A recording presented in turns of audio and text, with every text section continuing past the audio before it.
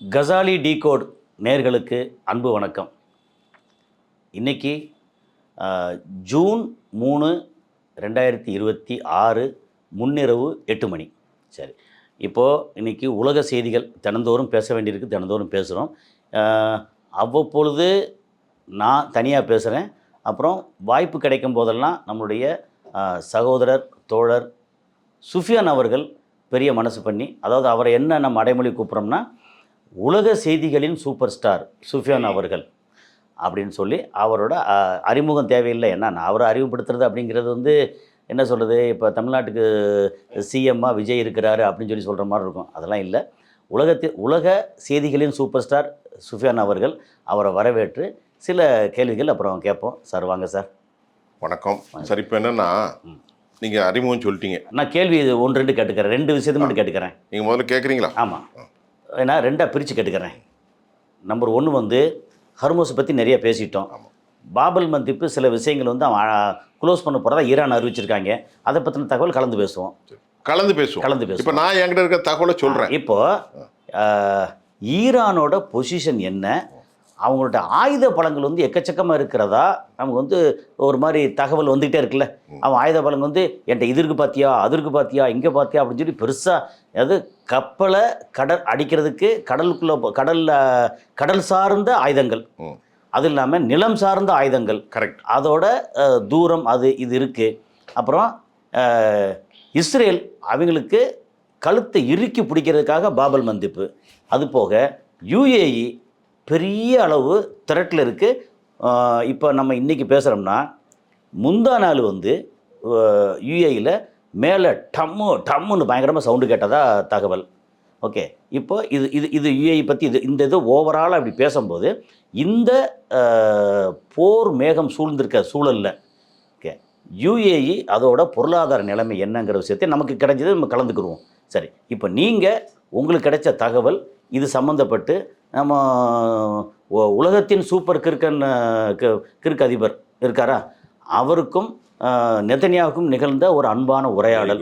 Okay, இது எல்லாத்தையும் நீங்கள் ஆரம்பிங்க சார். இப்போ நான் ஒரு என்னுடைய இருக்கிற செய்திகளை சொல்கிறேன். சரி, அது நீங்களும் கலந்துக்கிடுங்க. ஓகே. சரி, இப்போ எப்படின்னா முதல்ல ஒரு சூப்பர் மேன் அவர் ஒரு சில வார்த்தையை பயன்படுத்தி சொன்னீங்க.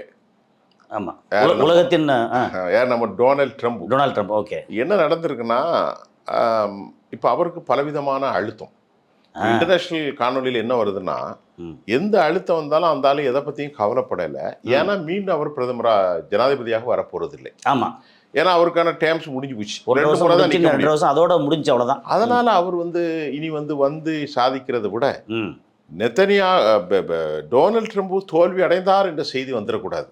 சரி, அது அவருக்கு வாழ்நாளுக்கு அப்புறம், மரணத்துக்கு அப்புறம் அமெரிக்காவில் ஒரு பிளாக் ஹிஸ்டரியாக ரெக்கார்ட் ஆயிடும். அதனால எப்படியாவது முடிச்சு போகணும், ஆனால் வெற்றியோடு போகணும். சரி, இப்போ அதுக்கு எந்த எல்லைக்கும் போகிறார். ஆனால் அதற்கு அமெரிக்காவிலிருந்து ரிப்பப்ளிக்கனுக்குள்ளேயே பல எதிர்ப்பு வந்தது.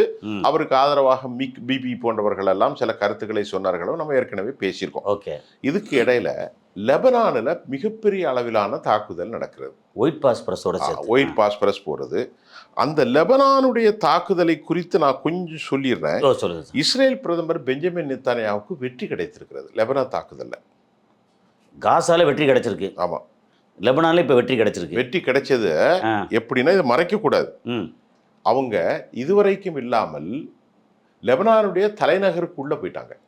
that incursion very near to எது காலாட்படையா? ஆமாம், ஃபோர்ஸ் உள்ள போய் அவங்க பெய்ரூட்டு தாக்குதல் நடத்த வேண்டிய மோசமான சூழ்நிலையில் இன்னைக்கு இருந்து கொண்டிருக்கிறாங்க. மட்டுமில்லை, அவர்கள் இப்போ அங்கு இருக்கக்கூடிய ஒரு இடத்தை ஆக்கிரமிச்சிருக்காங்க. ஃபியூபட் கோட்டை அப்படிங்கிற ஒரு பெரிய மலைகளுக்கு மேல். லெபனானில் இருக்கக்கூடிய அந்த கோட்டையின் பேர் ஃபியூபட் கோட்டை. அந்த மலை குன்றுக்கு மேல ஐடிஎஃப் ஆக்கிரமிச்சு அந்த நாட்டின் கொடியை இறக்கி விட்டு இஸ்ரேல் கொடியை ஏற்றி விட்டாங்க. இஸ்ரேல் கொடியை ஏற்றிட்டாங்க. நேற்று அஃபிஷியல் நியூஸ். இப்போ நம்ம எல்லாமே அஃபிஷியல் நியூஸ். ஓகே, இப்போ அது மட்டும் இல்லாமல் ஏற்கனவே லிட்டானியன் சவுத் பகுதியில் பல கிராமங்களை அடிச்சு மக்கள் போயிட்டாங்க. But they had been forcible அவங்க இங்கிருந்து வெளியேற்றப்பட்டாங்க. Forcible evicted. Near about 1 million people. 10 லட்சம் பேர். இதெல்லாம் வந்து நம்ம பல செய்திகளுக்கு தெரியாது. இப்படி இருக்கும்போது அவனுக்கு சமநிலையிலான தாக்குதலை ஹிஸ்புல்லாவும் நடத்துகிறார். அப்படியா நடத்துறாங்க? 26 மிசைல் அடிச்சிருக்கிறாங்க. ஏராளமான தாக்குதல்கள் அங்கே நடந்தது. 26 மிசைல எதிர்த்து தாக்கியிருக்காங்க. எதிர்த்து இஸ்ரேலுக்குள்ள பெரிய அளவுல உயிர் சேதம் ஏற்பட்டிருக்கிறது. 1226 பேர் மரணம். எங்க இஸ்ரேலுக்குள்ள? இஸ்ரேல். அது அபிஷியல் நியூஸ் இல்லையே. அபிஷியலா 1000 அபிஷியல்னா காயம்பட்டாங்க போனாங்க அப்படி சொல்லுவாங்களோடைய. ஆனால் மரண விகிதம் பயங்கரம். ஏனால் முன்னை விட இன்னைக்கு ஹிஸ்புல்லா பெரிய அளவுல அடிக்கிறாங்க. அதற்கு பெரிய அளவுல ஆயுதங்களை ஈரான் சப்ளை பண்ணது மட்டும் இல்லை, ஈரானில் இருந்து அந்த நம்பர் எனக்கு மறந்துட்டு 100 அல்லது கம்மியோ ஈரானுடைய தொழில்நுட்ப இராணுவ தளபதிகள் டெக்னோக்ராட்ஸ் எல்லாரும் லெபனான்ல வந்து தங்கியிருக்காங்க. தங்கி அதனால தான் இவன் போய் அடிக்கிறாங்க. அதனால ஒருவேளை எனக்கு என்ன டவுட்னா சிரியாவுடைய சரக்கு போகுது. இல்லை சிரியா ஏற்கனவே பேசணும் ஒரு வாட்டி. சிரியாவோட வந்து சாரா இருக்கார் இல்லையா? ஆமாம் சார், நேற்று அன்னைக்கு சொன்னீங்களே. ஆமாம், அவர் வந்து என்னதான் இருந்தாலும் இஸ்ரேலுக்கு நம்ம அடிபணியக்கூடாது அப்படின்னு சொல்லி இங்கே வந்து மறைமுகமாக அன்அஃபிஷியலாக ஓகேப்பா நீ கொண்டு போ முன்னாடி வந்து ஓப்பனாக கொண்டு போனாங்க. அவர் இப்போ முன்னாடி அவரே ஒரு தீவிரவாதி தான். ஆமா, அல்காய்தால ரெண்டாவது கமாண்டர் அவர். அமெரிக்கா சொல்றது ஒரு தீவிரவாதி. அவர் தீவிரவாதி யாரு? இஸ்லாமிய தீவிரவாதி. அவர் தலைக்கு எவ்வளவு வச்சாங்க? $10 மில்லியன். $10 மில்லியன். ஆமா, அவர் தலைக்கு வச்சு அப்புறம் வந்து பார்த்தா கட்டி பிடிச்சிட்டு ஐயோ தோழனே நீ நல்லா இருக்கு, நல்லவனப்பா, நீ வந்து ஆட்சி பண்ணு அப்படின்னாங்க. அமெரிக்கா தனக்கு தேவையான தோழன், ஃப்ரெண்டு, இல்லைன்னா டெரரிஸ்ட், எனிமி. சரி இப்போ இஸ்ரேலுடைய லெபனான் விஷயத்தை மட்டும் நான் உங்களுக்கு சொல்றேன். ஓகே. கஸாலி டீகோட் லெபனான், கஸாலி டீகோட் 80 இடங்கள்ல தாக்குதல் நடத்தியிருக்காங்க. லெபனானுக்கு உள்ள இஸ்ரேல் வந்து ஆமா, இஸ்ரேல் வந்து 80க்கும் மேற்பட்ட இடங்கள்ல தொடர் தாக்குதல், வான்வழி தாக்குதல், குண்டு போட்டு அடிப்பு. தஹியா பகுதிகளில் இப்போ நம்ம ஊர்ல சென்னை மாதிரி, மும்பை மாதிரி முக்கியமான பகுதி, அந்த இடத்துல மக்கள் நெருக்கமான சொல்லி இவன் என்ன பண்றான்னா, அந்த நாட்டை வந்து எதுவுமே பண்ண முடியாத அளவிற்கு நீ வந்து முதல்ல அவனை வெளியேற்றுங்கிறான். யார? ஹிஸ்புல்லா அந்த நாட்டிலேருந்து வெளியேற்ற முடியாது. ஏன்னா சொந்த அந்த குடிமகன் தானே. ஹிஸ்புல்லா ஒரு ரெதுவான்னு ஒரு எலைட் ஃபோர்ஸ் வச்சிருக்கான். அவனுடைய தாக்குதல் கொடூரமா இருக்கு. இப்ப பிரச்சனை என்னன்னா, அமெரிக்காவை தாண்டி இஸ்ரேல் என்ன சொல்றான்னா, அமெரிக்காவுடைய கட்டுப்பாட்டுக்குள்ள இல்லை. ஆமா, அது நிறுத்த சொன்னா முடியாதுன்றாங்க. ஏன்னா பென்கெவின் ஒரு பயங்கரமான வெறியன் இருக்கான். ஆமா, அந்த வெறியன் என்ன சொல்றான்னா, நெத்தனியாவோட வெறியனா? பயங்கர நெத்தனியாவோட 100 மடங்கு வெறியன். அப்பா, அவனுடைய ஆட்சி நடக்கிறது. அவன் பேரு வந்து எப்படின்னா, தேசிய பாதுகாப்பு துறையினுடைய போர்ட்போலியோ ஹெட் அமைச்சர் அவன் தான். அவன் வந்து எப்படின்னா பயங்கரமான யூத வெறியன். அவன் என்ன சொல்றான் அப்படின்னு கேட்டீங்கன்னா, அமைச்சரா வேற இருக்கான். இஸ்ரேல் கர்ட்ஸ்னு ஒருத்தர் இருக்கான். அவன் டிஃபென்ஸ் மினிஸ்டர். அவன் என்ன சொல்லிட்டான்னா, அமெரிக்கா சொல்லலாம் நாங்க இனி கேட்க போறது இல்லை, நாங்கள் தொடர்ந்து தாக்குவோம். அமெரிக்கா அவனை போய் இந்த சூழல்ல அமெரிக்க அதிபர் பிபிக்கு போன் பண்ணியிருக்காரு. நெத்தனியாவுக்கு போன் பண்ணி, நீ வந்து திருட்டு பையன், நீனே வந்து திருட, நிறைய கெட்ட வார்த்தை சொல்லக்கூடாது. இதை வந்து கொஞ்சம் மசாலா போட்டு தான் சொல்ல வேண்டியிருக்கு. உன் மேல ஏகப்பட்ட, நான் நாகரிகமா சொல்றேன், உன் மேல ஏகப்பட்ட ஊழல் வழக்குகள். நீ அதான் கிட்டத்தட்ட எஃப்ல ஆரம்பிச்சு போட்டு பேசுனது அதெல்லாம் உண்டு. அதெல்லாம் FUC அப்படின்னு வரும். ஆமா, அப்ப வந்து அந்த மௌன இந்த மௌன அசிங்கமா நம்ம சென்னையில பேசுற மாதிரி பேசியிருக்கான். இது யாரு சொல்லியிருக்காங்கன்னா, வெள்ளை மாளிகையில இருந்து அரசு அதிகாரிகள் டொனால்ட் ட்ரம்ப் என்னென்ன கதெல்லாம் பேசினார்னு ஒவ்வொரு வார்த்தைகளாக அமெரிக்க தொலைக்காட்சிகளுக்கு செய்தியை கொடுத்துட்டாங்க. பிரிச்சு எல்லாம் கொடுத்து மொத்தம் செய்தி கொடுத்தது கூட அவரே கொடுக்க சொல்லியும் கொடுத்துருக்கலாம்ல. ஆமா, அவர் அப்படித்தான் செய்வாரு. நான் இப்படி பேசுறேன்னு சொல்லுடா என்ன பெரிய இவன் என்ன சொன்ன கட்டுப்பட மாட்டான். இங்க வந்து ஈரான் பார்த்தா மேல வந்துகிட்டே இருக்கான், அவனை ஒன்றும் செய்ய முடியல. அவன் லெபனானில் சொன்னால் அடிக்காதுன்னு சொன்னால் கட்டுப்பட மாட்டான். உனக்கு ஏன் கட்டுப்படணும்னு சொல்லி இது பண்ணுறான், அடி முதல்ல அப்படின்னு சொல்லி கெட்ட வார்த்தை பேசி, அவன் கெட்ட வார்த்தை சாதாரண விஷயம் தான். அவனுக்கு ஹிஸ்புல்லாவுடைய கை ஓங்கியிருக்கு அப்படியே சொல்கிறீங்க. ஆனால் லெபனானில் ஹிஸ்புல்லா தாக்குதல் விவேகம் ஓங்கியிருக்கு. சரி, ஆனால் இவர்கள் உள்ளே போய்விட்டார்கள். அப்போ என்ன பிரயோஜனம்? தாக்குதல் இவங்க கை ஓங்கி இருந்தால் உள்ளே வரக்கூடாது. ஆமாம், ஆனால் எப்படி என்றால் இவர்களுக்கு எதிர்முனையில் பெரும் நாசத்தை ஏற்படுத்தியிருக்கிறார். ஓகே, அதிகபட்சம் எனக்கு 2 கண்ணு போச்சு, உனக்கு 1 கண்ணு போச்சு. ஏராளமான வடக்கு பகுதிகளில் கடும் தாக்குதலுக்கு உள்ளாகியிருக்கு. இஸ்ரேலோட இதுவரை வரலாறு காணாத தாக்குதலுக்கு இஸ்ரேல் உள்ளாயிருக்கிறது. இதுவேளை வரலாறு காணாத முன்னேற்றத்தையும் இஸ்ரேல் கண்டிருக்கிறது. எங்க இதுக்குள்ள அப்ப இழந்தா தானே உள்ள போக முடியும். ஆமா ஆமா. இப்ப நீங்க முன்னாடி போகும்போது 100 பேர் போகும்போது 15-20 பேர் சாவான், ஒரு 50 பேர் உள்ள போறான். அப்படி ஒரு சூழ்நிலை. இந்த ஃபியூபர்ட் கோட்டைங்கிற ஒரு பெரிய இடத்துல டாமினேட் பண்ணியிருக்கான். இப்ப ஈரான் என்ன சொல்லுதுன்னா, பாகிஸ்தான் போடா நீ பேச்சுவார்த்தைக்கு வர வேணாம். ஓகே, ஏன் வர வேணாம்? எங்களுடைய பேச்சுல மிக முக்கியமாக எது உண்டு? லெபனான் உண்டு. லெபனான் உண்டு. ஓகே, அமெரிக்காவுக்கு எப்படி இஸ்ரேல் உண்டோ அதே மாதிரி எங்களுக்கு லெபனான் உண்டு. லெபனானை தாக்கி மக்களை அழித்து நாட்டை உள்ளே சூறையாடி நீங்க சொன்ன மாதிரி ஒயிட் பாஸ்பரஸ் எல்லாம் போட்டு மக்கள் கொலை, ஒரு இடத்துல மட்டும் 300 பேர் இறந்திருக்கான். ஒரு மிருகத்தனமான தாக்குதல் நடத்துறதுனால அமெரிக்க அதிபர் என்ன சொல்லியிருக்காருன்னா, உலகமே ஒன்ன வெறுத்துட்டான்ற அந்த பேச்சு நேரத்துக்கு. ஆமா, உலகமே ஒன்று வெறுத்துருச்சு, நான் இல்லைன்னா ஒரு நாள் நீ நேரம் ஜெயிலில் இருப்ப. நீ என்னாலதான் நீ வந்து இன்னும் அங்க இருக்க. உலகமே ஒன்ன வெறுக்கிற அளவுக்கு நீ உலகமே ஒன்ன வெறுத்துருச்சு. உலகமே இஸ்ரேலை வெறுக்குது.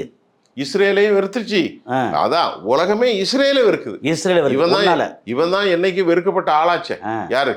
பெஞ்சமின் நெத்தன்யாகு தான் உலகத்திலேருந்து வெறுக்கப்பட்ட ஆளாச்சே அப்படின்னு சொன்ன பிறகும் சரி சரி என்று கேட்டுக்கொண்டு மறுபடி தாக்குதலுக்கு உத்தரவிட்டார். சரி, அப்போ அமெரிக்கா அதற்கு பிறகுதான் அமெரிக்காக்காரன் போன போட்டு 2வது பயங்கரமா திட்டிருக்கான். முதல்ல கொஞ்சம் நல்லா பேசியிருப்பான் மனுஷன். அப்புறம் சரி அண்ணா நீங்க சொல்றதெல்லாம் கேட்டுக்கிறேன்னு சொல்லிட்டு அப்புறம் போன் பண்ணி தான் எஃப்யூசிலாம் போட்டு அந்த மோனே இந்த மோனே, அதுக்கு பிறந்தவனே இதுக்கு பிறந்தவனே, அசிங்கமா நம்ம ஊர்ல பேச அதெல்லாம் பதிவு செய்யக்கூடாது, நம்முடைய நேர்கள் புரிஞ்சுக்கிறோம். அப்ப அப்படின்னு நடந்திருக்கிறது. இன்னைக்கு லெபனான் கிரைஸ் தான் பெருங்கொண்ட பிரச்சனைகளாக இருக்கிறது. ஈரானுடைய பிரச்சனை இல்லை. ஓகே, இப்போ திரும்ப அடிச்சுக்கிட்டு இருக்கானா, நிறுத்திருக்கானா? அடிச்சுக்கிட்டே தானே இருப்பான். நிறுத்துற மாதிரி நேற்று முந்தா நாள் நைட்டு வந்த தகவல் என்னன்னா, இது ஓகே இங்கே வந்து அடிக்கிறத நிறுத்திட்டோன்னு சொல்லி இஸ்ரேல் அறிவிச்சிருக்காங்க. அவங்க அறிவிப்பாங்க சார். டயருங்கிற ஒரு பகுதியில் ஒரு ஹாஸ்பிட்டலில் 5 முறை தாக்கியிருக்கான். ஒரு முறை இல்லை, முக்கியமாக ஹாஸ்பிட்டலு, சர்ச்சு, பள்ளிவாசல், குழந்தைகள் படிக்கிற ஸ்கூலு, இதுதானே அவனுக்கு கண்ணில் தெரியும் அடிக்கிறதுக்கு. ஓகே, இப்போ ஹிஸ்புல்லா வந்து தாக்குதல் நடத்தி வந்த நிலையில இப்போ வந்து இனி நடந்துன்னா ஹிஸ்புல்லாவுக்கு அதிகமான பலம் கொடுப்பான்னு சொல்றான். ஆனால் ஹிஸ்புல்லா ஃபோர்ஸபிளா இருக்காங்க. ஓகே, ஆனால் ஏன்னா அங்கே வந்து அங்கே வந்து இவனுக்கும் அந்த அரசுக்கும் தொடர்பு இருக்குல்ல. ஆமாம், டேவிட் ஓனுக்கும் நவாப் சலாமுக்கும் தொடர்பு இருக்கு. ஏன்னா டேவிட் ஓன், நவாப் சலாம் வந்து அமெரிக்காவுடைய கூலிகள். ஆமா, டேவிட் ஓன் வந்து அமெரிக்கா அவனால வச்சவன் தானே. சரியா? அதனால இப்போ வந்து இவன் வந்து அவனை வெளியேற்றினா இப்போ இவனுக்கு ஹிஸ்புல்லாவை தாக்குறேன்னு சொல்லி பொதுமக்களை அழிச்சுக்கிட்டு இருக்கான். அந்த பொதுமக்கள் யாருன்னா முஸ்லீம்கள் மட்டுமல்ல, கிறிஸ்தவர்களும். ஏன்னா 50% ஆமா, 50% ஆமா. அதனால பரஸ்பரம் 2 நாடுகளும் இப்போ வந்து மாறி மாறி ஒரு தாக்குதல் நடத்தி வருவதை வந்து ஒரு சிக்கலான நிலைமை இருக்கு. இந்த லெபனானை ஏன் அவன் தாக்குறான்ற ஒரு செய்தி சொல்லிடுறேன். சரி, அது நேற்று செய்தி வெளியா இருக்கு. அப்பந்தான் ஈரான் வந்து ஈரானோட அமெரிக்கா ஒரு ஒப்பந்தத்துக்கு வராம போவான். இங்க அடிச்சா அங்க வரமாட்டான். அப்ப எப்பவுமே அமெரிக்கா என்ன சொல்றான்? பிரச்சனையை முடிச்சுக்கிடுவோங்க. ஆனா முடிக்க கூடாது இவன் சொல்றான் பிரச்சனை முடிக்க கூடாது. அவன் வந்து ஃபுல்லா ஆயுதங்கள் எல்லாம் அப்ப அமெரிக்காவுக்கு இதுக்கு மேல தாங்க முடியாது. ஏன்னா அவன் நாட்டுல பிரச்சனை, பாபல் மந்த பிரச்சனை பத்தி ஏற்கனவே நீங்க சொன்னீங்க. அப்ப அப்படிப்பட்ட பிரச்சனை வரும்போது அமெரிக்காவுக்கு விஷயத்தை உடைச்சிடணும், விஷயத்தை முடிக்க. ஆனா இவன் என்ன சொல்றான்? விஷயத்தை முடிக்காத, அடிச்சுக்கிட்டே இருந்தா தான் நான் இருந்துகிட்டு இருக்க முடியும். இப்ப அவனுக்கு ப்ராஸ்டேட் கேன்சர்ல பிரச்சனை, பேஸ் மேக்கர் வச்சிருக்கு, பேஸ் மேக்கர் இதெல்லாம் வச்சு பெரிய பிரச்சனை வந்திருக்கு. யாருக்கு? சாகர நிலைமையில் இருக்கான். 76 வயசாச்சு. 76. ஓகே, இனி அவன் இருந்தான்னா செத்தானா மக்களை சாவடிச்சுட்டு போவோம். ஏன்னா அவன் என்ன நினைக்கிறான்னா, நான் தான் ஆண்டவருடைய வம்சமாச்சே. இப்போ இது என்னன்னா, அவன் பிபிலிக்கல் நாம்ஸ்ல அகண்ட இஸ்ரேல், அது இன்னைக்கு காலையில் ஒரு செய்தி. அகண்ட இஸ்ரேலுக்கு தான் கோலான் குண்டுகளை பிடிச்சாச்சு. அதுக்கப்புறம் வந்து நீங்க சொன்ன மாதிரி சினாய் பிடிச்சி திருப்பி கொடுத்துட்டாங்க, முடிச்சாங்க. இப்ப நீண்டகால திட்டம். இப்படி பல நாடுகளை இப்போ மேற்கு கரை செட்டிலர்ஸ்ல ஃபோர்ஸபிளா இப்போ செட்டில் நிறைய இடங்களில் செட்டிலர்ஸ் வந்து இருக்காங்க. ஓகே, சரி. இப்போ இதுக்கு ஓகே, இது சொல்லிட்டீங்க இல்லையா? இதுக்கு அப்படியே வந்து ஈரானோட ஃபோர்ஸை பற்றி ஒரு டீட்டெயில் வந்திருக்குன்னு சொன்னீங்கல்ல. ஈரான்கிட்ட என்னென்ன மாதிரி கடலில் தாக்கக்கூடிய ஃபோர்ஸு, நிலத்தில் இருந்து தாக்கக்கூடிய ஃபோர்ஸு, இது முன்னாடியே எல்லாம் தெரிஞ்சா இருந்தால் கூட இப்போ புதுசாக வந்த தகவல் என்ன? ஏதோ புது டெக்னாலஜி புதுசாக வந்து இதை டெஸ்ட் பண்ணி கன்ஃபார்ம் பண்ணியிருக்காங்களே, அதெல்லாம் என்னது? அதையும் சொல்லிட்டோம்னா நம்ம நிறைவு. சார் நீங்களும் நானும் பேசியிருக்கோம். ஃபத்தா 1, ஃபத்தா 2, கொர்ரம் சோர், கைபர் ஷெகான், அது மட்டும் இல்லாமல் சிஜில், இப்படி ஏராளமாக நிலத்திலிருந்து நிலம் அடிக்கக்கூடியது சொல்லியிருக்கோம். டியூகோ கோர்சியாவை தாக்கக்கூடிய ஐசிபிஎம் பற்றி சொல்லியிருக்கோம். இதெல்லாம் உலக நாடுகளுக்கு மத்தியில் நடக்கிறது. இப்போ ஈரானுடைய தொழில்நுட்பத்தை குறித்து பயங்கரமான செய்திகள் வந்திருக்கிறது. அந்த பயங்கரமான செய்தியை ரொம்ப பிரீஃபா பேசினா நேரம் போய்கிட்டே இருக்கும். ஒவ்வொன்றையும் குறித்து நான் தனித்தனியா பக்கமா வச்சிருக்கேன். ஆனா நம்முடைய நேயர்களுக்கு, அதாவது நம்ம கஸ்ஸாலி டீகோட்ஸ் நேயர்களுக்கு ஈரானை வந்து கை வைப்பதற்கு ஏன் அமெரிக்கா யோசிக்கிறது? முதல்கண் யோசனை என்னவென்றால், உங்களுக்கு புரியுற மாதிரி சொன்னா, ஈரான் வந்து ஒரு ஓநாய் கூட்டம், அமெரிக்கா ஒரு சிங்கம். அமெரிக்கா அசிங்கம். அசிங்கம் என்பது வேறு. ஆனால் சிங்கமாக 1,15,000 கோடியில கப்பலை கொண்டு நிறுத்தினானோ, என்னாச்சு? அடிபட்டு திரும்பி போயிருச்சு. அடிபட்டுச்சோ இல்லையோ, ஆளகானமே இல்லை என்ன அடிபட்டு எரிஞ்சிச்சு. கேட்டால் நான் அயன் பாக்ஸில் வந்து தீ பிடிச்சின்னு சொல்லிட்டு கிளம்பி போனாங்க. Gerald R Ford, Gerald Ford, Abraham Lincoln வந்து அடிப்பட்டதை மறைச்சிட்டாங்க. யுஎஸ்எஸ் ட்ரிப்போலி, இதெல்லாம் முக்கியமான பேர். ஏற்கனவே சொன்னது ஞாபகம். ஜார்ஜ் புஷ், இன்னொன்று என்னமோ சாண்டி, அதுக்கப்புறம் 10 டெஸ்ட்ராயர் கப்பல், 25 டெஸ்ட்ராயர் கப்பலா, அதுல நாசகார கப்பல், தமிழ்ல சொல்றது அப்படித்தானே? நாசகார கப்பல் எல்லாமே இருக்கும். இப்போ அமெரிக்கா வந்து எஃப் சீரியல் வந்து கம்ப்ளீட்டா காலி ஆகிட்டே வருது. 15, 16, 18, 22, 35 42 விமானம், 29 பில்லியன் காலிக்கான். எல்லாம் முடிஞ்சா மொத்தம் 42 விமானத்துல 29 3 லட்சம் கோடி. MQ-1, MQ-4, MQ-9 உளவு விமானங்கள் காலி ஆயிடுச்சு. அது MQ மட்டும் எவ்வளவு காலி ஆயிடுச்சு? MQ-1, MQ-4, MQ-9 reapers. சரி, அந்த MQ எல்லாம் ஷட் டவுன் பண்ணி ரிவர்ஸ் இன்ஜினியரிங் வேற போயிட்டு பண்ணிட்டாங்க. சரி, அது மொத்தம் MQல வந்து எத்தனை மொத்தம் காலியாக இருக்கு நினைக்கிறீங்க? அது 24 சொல்றான், 14 சொல்றான், 12 சொல்றான். எத்தனை இருக்கு? அது 30 தாண்டி சொல்றாங்க. 30 தாண்டி அப்படி சொல்றாங்க. கரெக்ட். ஏன்னா ஹவுத்திஸ் அடிச்சது போக இவங்க ஒரு நிறைய அடிச்சிருக்காங்க. ஓகே. இப்போ கடல்ல வந்து இப்போ அமெரிக்கா போர் செய்ய தயாராகுது. கரை போர் வந்து அன்னைக்கு பந்தர் அப்பாஸுக்கு அப்புறம் கடல் போர் தான் இப்போ அவர்களுக்கு முக்கியம். ஏன்னு கேட்டீங்கன்னா, கடல் போர்ல தானே இது இருக்கு, ஹர்மோஸ் வந்து. இப்போ ஈரான்கிட்ட நேற்று மிக முக்கியமாக உலகத்தில் இருக்கக்கூடிய ஒரு பெரிய செய்தி வந்து ஸ்ட்ராட்டஜிக்கல் ஃபெயில்னு போட்டான். யாரு? அமெரிக்கா வந்து ஸ்ட்ராட்டஜிக் ஃபெயில். நீங்க அன்னைக்கு சொன்னீங்க ஸ்ட்ராட்டஜின்னு சொன்னீங்க. நான் அதாவது சொன்ன ஸ்ட்ராட்டஜிக் ஃபெயில் ஆயிட்டு. ஏன்னு கேட்டீங்கன்னா, கடந்த காலங்களில் ஏற்பட்ட அனுபவ வாயிலாக இப்போ ஈரான் வந்து மிகச்சிறந்த தொழில்நுட்பமான கடல் ராஜாவாக மாறி இருக்கிறது. சரி, வெளியே அடிக்கிறான் இல்லையா தன்னை பாதுகாத்துக்கிறதுக்கு. Sea line. ஓகே. சி லைனா எப்படின்னா, இவன் ஒவ்வொன்றும் 1.25 லட்சம் கோடிக்கு வச்சிருக்கான். அவன் 10 லட்சம் 15 லட்சத்துக்கு உரித்தான சிறு சிறு கப்பல்கள். ஓகே. அந்த கப்பல்கள்ல என்னெல்லாம் இருக்குன்னு சொன்னா, எலக்ட்ரானிக்ஸ் வார்ஃபர். ஓகே. அது மட்டும் இல்லாம ஜாமர் இருக்கு. ஓகே. ரேடார் சிஸ்டங்கள். ரேடார் இருக்கு. மோனிஷன்ஸ், குண்டுகள். ஓகே. அமுனிஷன்ஸ், தற்கொலை இதுகள். இப்படி மல்டி டைமென்ஷன் போட்ஸ் வந்து பயங்கரமா சொல்லு. ஃபாஸ்ட் போட்டா விரைவு படகுகள். ஃபாஸ்ட் போட்டு 1200க்கு மேல இருக்கு. ஃபாஸ்ட் போட்டா ஒன்னொன்னுலயே வந்து இது இருக்கு இல்லையா, AK-72. இப்போ நம்ம வேகமா சொல்லுவோம். சரி, சொல்லுங்க. இப்போ முதல்ல வந்து the swarm naval based technologies, it's deployed on the fast attack boat and naval helicopter. இது வந்து 350 கிலோமீட்டர். இதற்கு பேர் நாசர். இது மக்களுக்கு புரியாதுன்னா ஒரு புரிஞ்சுக்கும். சரி. அடுத்து 350 kilometre Nasr swarm have been the best technologies. இது தாண்டி அடுத்து வந்து இந்த 350 கிலோமீட்டர்ல வந்து சாலிட் ஃபியூயல். ஓகே. இது போற சாலிட் ஃபியூயல். ஓகே. இது வந்து எப்படின்னு சொன்னா ரேபிட் அட்டாக். ஓகே. படு வேகமான தாக்குதல். ஆகவே இந்த ஸ்வாம் டெக்னாலஜி கண்டினியூஸ்லி அட்டாக் டசன் கணக்கான போட்டுகளை சைமல்டேனியஸா தொடர்ந்து தாக்கும். அதான் ஸ்வாம் அப்படின்னு சொல்லியாச்சுனாலே கூட்டமா போய் அடிக்கிறது. கரெக்ட் தான். அதாவது நான் அந்த ஓநாய்னு சொன்னல. ஆமா, ஓநாய், சென்னாய் இது ஒண்ணா போகுது. ஆமா, கூட்டமா போகும். அந்த ஸ்வாம்ங்கிறதுக்கு கரெக்டான அர்த்தத்தை கடல்ல இருந்து அது மேல போறனா மொத்தமா போறது அடிக்குது. அமெரிக்கா இதை எதிர்கொள்ள முடியாது. சரி. அமெரிக்கா எதிர்கொண்டால் இந்த ஸ்வாம் படைகள் இருக்குல்ல. ஆமா, நீங்க கூட்டமான்னு சொன்னீங்களா, அழகான மொழியாக்கும். அது திருப்பி அடிச்சா அமெரிக்கா காலி ஆயிடுவான். ஏற்கனவே காலி ஆயிடுதுன்னா ஓடிட்டான். அப்புறம் அது அல்லாம நூறுனா உங்களுக்கு தெரியும், ஒளி. அதற்கு பிறகு கதர். கதர் ஏற்கனவே நம்ம கேள்விப்பட்டிருக்கோம். கதர் வந்து அது வெளியே உள்ள கதர். வெளியே. இது கடல் கதர். ஆமா, இது வந்து இந்த மாதிரியான இண்டிஜினியஸ் க்ரூஸ் மிசைலை அவங்க சொந்த தயாரிப்பா பண்ணியிருக்காங்க. அது நிறைய, அதாவது ஏர் டிஃபென்ஸ் சிஸ்டம் சொந்தமா பண்ணியிருக்காங்க. அதுக்கப்புறம் வந்து கொரம் ஷாகரா எல்லாமே சொந்தமா தான் பண்ணியிருக்காங்க. அப்புறம் ஷாகித் ட்ரோன் சொந்தமா பண்ணியிருக்காங்க. Radar cannot be find out the technologies. ரேடாரால் கண்டுபிடிக்க முடியாத ஸ்டெல்த் தொழில்நுட்பமான கடலுக்குள்ள அடிக்கக்கூடிய ஆன்டிஷிப் மிசைல். இது 150 கிலோமீட்டர்ல ஒண்ணு இருக்கு. வார்ஹெட் மட்டும் 150 கிலோ வார்ஹெட். வார்ஹெட் என்றால் நம்ம சொல்ற மாதிரி குண்டு, வெடிகுண்டு அது தலையில சுமந்துட்டு போறது. ஈஸி டு டார்கெட் அப்போசிட் பகுதியில் அடிக்கக்கூடியது இது முதல்ல. அப்புறம் கதர்ல வந்து இன்னொன்று நேற்று வெளியாக இருக்கிறது, ஒரு புது அப்கிரேட் வெர்ஷன். கதர் வந்து ஏற்கனவே இருக்கிறது. இந்த நியூ அப்கிரேட் வெர்ஷன் வந்து 200 to 300 கிலோமீட்டர் ரேஞ்ச். ஓகே, கதர். அப்ப அதுக்கு முன்னாடி உள்ளது குறைவா இருந்திருக்கும். நான் சொல்றது கடலுக்குள்ள. சரி. மூன்றாவது, இந்த அப்கிரேட் வெர்ஷன்ல ஜிபிஎஸ் இருக்கு. இந்த அப்கிரேட் வெர்ஷன்ல எலக்ட்ரானிக்ஸ் வார்ஃபேர் சிஸ்டம் இருக்கு.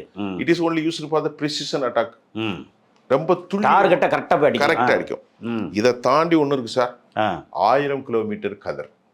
1000 கிலோமீட்டர் தண்ணி இல்லை, 1000 கிலோமீட்டர் தொலைவு போய் அடிக்கிறது. எங்க கப்பலை கொண்டு விட்டாலும் அடிப்பான். 1000 கிலோமீட்டர் சொன்னாங்க தெரியுமில.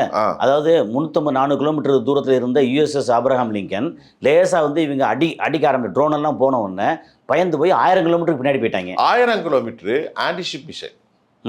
அப்பனா அமெரிக்காவில் எங்க கொண்டு இருந்தாலும் அடிச்சு விடும் அவன். அது ஈரான்ல இருந்து 1000 கிலோமீட்டர் கிட்டத்தட்ட சவுதி எல்லை கிட்ட வருமா? 1000 கிலோமீட்டரா? இது ஈஸியா வந்து இல்ல, சவுதி வந்து உங்களுக்கு அந்த இதெல்லாம் உங்களுக்கு தான் தெரியும். 1300 கிலோமீட்டர் தாண்டி செங்கடல்.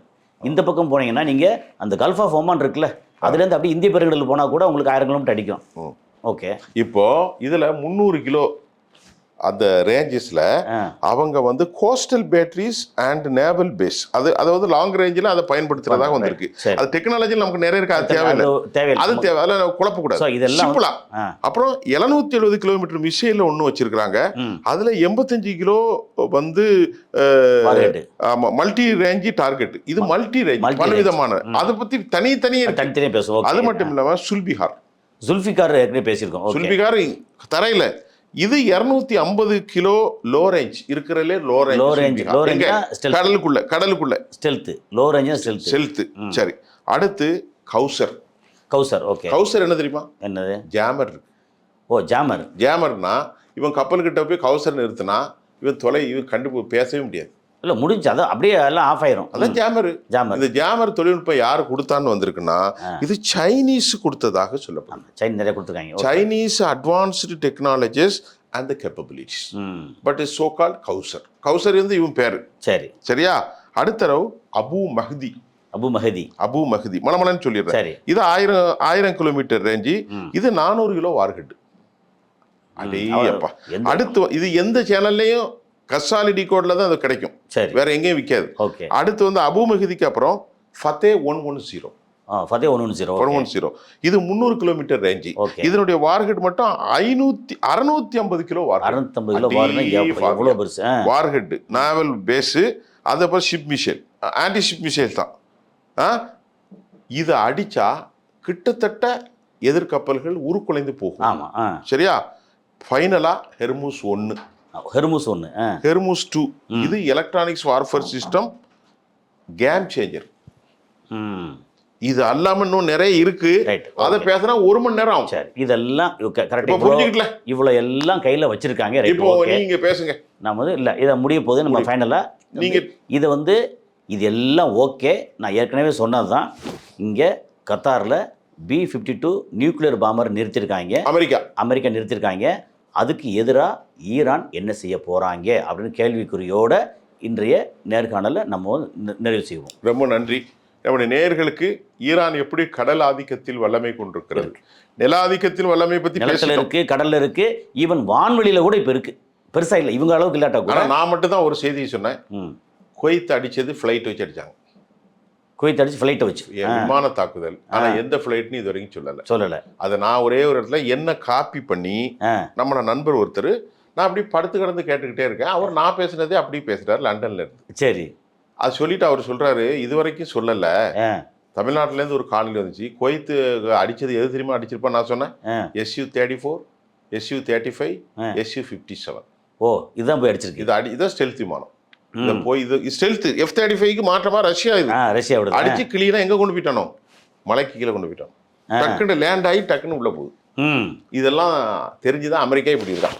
ஓகே, அடிச்சு அது இவன் கையில வந்து ஸ்டெல்த் விமானம் இருக்கு. அமெரிக்கா மோசமா திட்டின காரணம் என்ன?